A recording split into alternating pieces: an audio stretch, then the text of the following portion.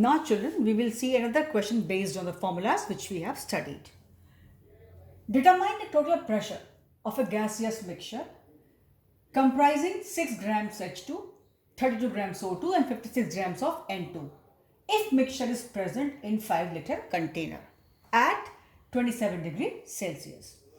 Children, I have always told you, you go on reading the question and also go on noting down what is given to you, what is being asked to you. You just summarize a question in short, like determine the total pressure. So P is equal to question mark. Then you are given comprising 6 grams of H2. H is 6 gram, O2 32 grams, N2 56 grams. If mixture is present in 5-liter container, so V is 5 liter, T is 27 degrees Celsius. So 27 plus 273 I have done to convert it to Kelvin. So this is given to me and they are asking us this. So now children, what should I do? Total pressure will be equal to what? P caused by H2, O2 and N2, right? Now, so what I am doing here, they are asking total pressure. So I have to calculate pressure for individually either of these, each one of these. So I know P is equal to nRT. Any gas, P is equal to nRT. So if I have to calculate P, it will be nRT upon V. Now here N is not given to us, they are giving us mass. I know N is equal to what? Given mass divided by molecular mass, may it be any component, any species, any substance. So given mass for H2 here it is 6 and molecular mass you know very well 2.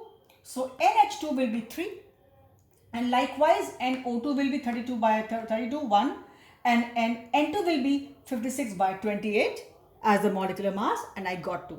So I got number of moles of all these gases. So I can simply use the equation PV is equal to nRT for all three of them separately, individually. So PH2 is equal to what? NH2, N for H2, RT and the V comes here. So what is NH2? 6 by 2, 6 by 2 or say here 3. Whichever way, either you put 6.6 by 2 or you bring 3 here, which is also equal to 3. Then R 0.082, T is given to you and V is 5 liter and you got this value. For PO2, number of moles 32 by 32 into R into T and here in the formula you have V here. You got this value. Similarly for nitrogen, it is number of moles N RT upon volume, V is here and I got this value. And I add up all these values, I got the answer. This is how I have done. This is what struck me the first. Then, maybe you don't know now, or maybe some of you are thinking, why not I get all the number of moles together and then use this equation P is equal to nRT? Ultimately, the pressure depends upon the number of moles. As we have seen, P is equal to nRT. So why not take all n's together? NH2 is 3, NO2 is 1 and N2 is 2. I add up all. This is 3 plus 1, 4 plus 2, 6. I can directly put 6 here. V is 5, R is known to me, T is given to me. I can get the pressure. That is other method. So children, what strikes you that time? You will use that method. You cannot mug up the things. You have to understand. One was, I thought, okay, I should add up individually the pressures. I calculated. Maybe they asked me, could have been addition, calculate their partial pressures and also the total pressure in the system, in the cylinder or container, whatever is there. So these were the individual pressures, separate partial pressures. 1, then it is 2 and it is 3. And then you add up. Second is, they are asking total pressure, you get total number of moles as I told you. Because ultimately if you add up this or you go for PV is equal to nRT for together all the number of moles, then to children you are likely to get, you are supposed to get the same answer. Because ultimately our equation is PV is equal to nRT. In this case N was 3, other case N was 1, other case N was 2. So you are multiplying separately and then getting the value, or you add up all the N's, what strikes you, how confidently you pick up the concept and use, that depends upon you. One possibility was I did separately, which normally students think of. Because I'll calculate for all. So they are their partial pressures if they ask, as well as I add up and I got the total pressure and I solved the question. Other thing was No, why should I do it separately? Shortcut. Masses are given. I can get number of moles because pressure depends mainly on number of moles. We know PV is equal to nRT. V is fixed. So pressure will be depending upon what? N only. So if I get N all, I can put all N together here as it is 3, 1, 2. Add up all. 3, 1, 4, 2, 6. 6 R and T. You try to get the same answer. That was one thing. Suppose they were asking you the total pressure, you could do this way, other method. And the partial pressure also individually, or say partial pressure for gas only O2. So partial pressure, you know very well children, partial pressure is equal to what? Total pressure multiplied by the mole fraction. Suppose it was partial pressure O2. So it was equal to total pressure multiplied by mole fraction of the gas. So what is here? Total pressure we got this way. And I have got number of moles for the gas, this upon total number of moles, 1 upon 1 plus 3 plus 2. Why? Components number of moles upon total number of moles. That's much you should know, children. What is XO2? XO2 will be 1 upon 1 plus 3 plus 2. Right, children? So you see mole fraction also. Or if they were asking you for N2, then you could have done this way. So total pressure multiplied by mole fraction would have given you the partial pressure of that component, the gas present in that mixture for that particular gas.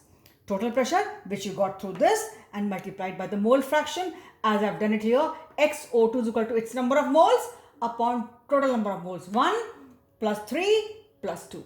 So children, you see what strikes you that time, how you pick up, how are you analyzing your question. That's why I'm telling you, I myself am taking those questions which will teach you something or the other.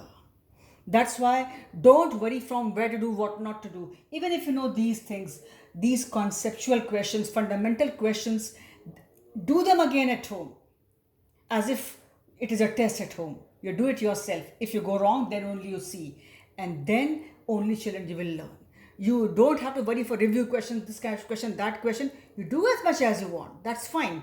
But this is the basic need. You see there I took you number of moles by volume. Volume percentage. Here I took you the question by mass. Right? So that you know if volume percent is given, what to do. If mass is given, what to do.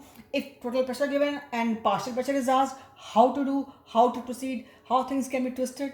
So that's what I'm telling you, children. Either you do separately, right? You calculate for each gas, then you add up, or you go P is equal to nRT, get total number of moles as it is 1 plus 3 plus 2 and R is constant.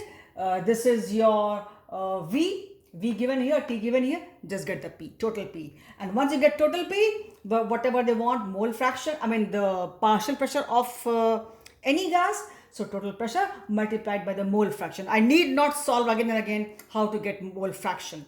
I just wrote mole fraction. I did one to show you so that you revise. But children, you see, every time do not expect that I'll be doing ABCD for you, because you should know. Similarly, if I just had temperature 27 degrees Celsius, you should know that you have to add 273. Volume has to be in liters. Pressure has to be in atmospheres. All these things you have to know. Right, children? Otherwise, it will be difficult for you, because every time starting question from A will not be wise also. Elevate your level. Get some standard for yourself. Raise it. Revise the concepts, have formulas on the tips, and then you see how can you apply it. You see, one is you did this way. If it struck you that time this way, then other you think, why not I can do this way also. Ultimately, P is equal to nRT. So if I get all total number of moles, because this is, but don't add up, by the way. Remember, you don't have to add up this mass. This plus this plus this. These are masses, children. So you have to calculate number of moles individually for all the gas. 6 by 2 because that's 2 molecular mass 2. 32 by 32 because molecular mass is 32 of O2 and N2 is 14 plus 14, 28. 28. Get number of moles, add up, then use here nRT. P you have to calculate, V is 5 liter. So I told you all possibilities, how you pick up, how you do. So in the evening, at home again you try this question. You see whether you get this way or you start this way. Similarly, when they ask you partial pressure, suppose it was, just analyze that question. Suppose they ask you partial pressure, I could have done separately like this as I've done here, or first P is equal to nRT, total number of moles, and I got the total pressure, and then whichever component they ask for partial pressure, total pressure, which I got through this, multiply by its mole fraction. Here I took example of O2, could have been N2, could have been H2, whatever. So one question, but we analyzed, we dissected the whole numerical, what all was possible, how could have been done, and what are points to be kept in mind. If question could have been twisted this way, that way, what all possible was there. I've tried to make the concept clear for you. Hope you have understood. So for this video, we stop here.